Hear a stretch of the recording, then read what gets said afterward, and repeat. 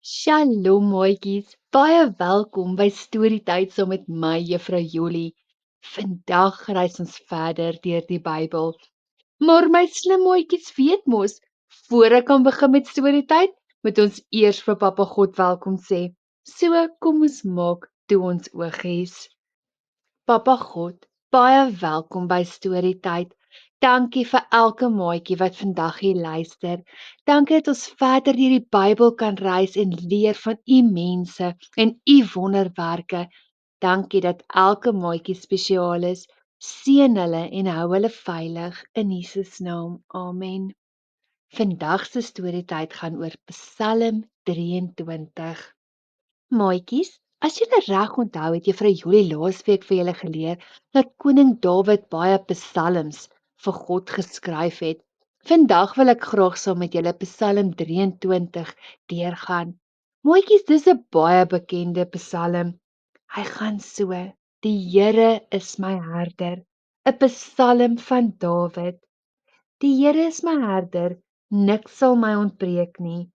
Hy laat my neerlê in groen weivelde, na waters waar rus is, lei hy my heen. Hy verkoop my siel, hy lei my in spore van geregtigheid, om sy naam ontwil. Al gaan ek ook in 'n dal van doodskaduwee, ek sal geen onheil vrees nie, want U is met my, U stok en U staf vertroos my. U berei 'n tafel voor my aangesig, teenoor my teestanders. U maak my hoof vet met olie, my beker loop oor.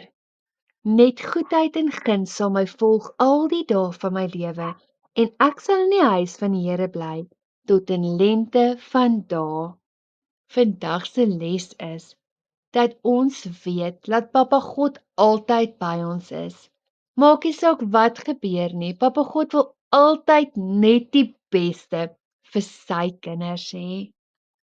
Onthou om vir die groot mense te vertel dat Juffrou Jolie, Sonskyn, Donkie en Daisy graag by julle skool of julle kerk wil kom kuier. Subscribe ook asseblief aan ons YouTube channel as julle van Storytyd hou. Baie Jesus liefde maatjies, tot volgende week waar ons verder deur die Bybel reis.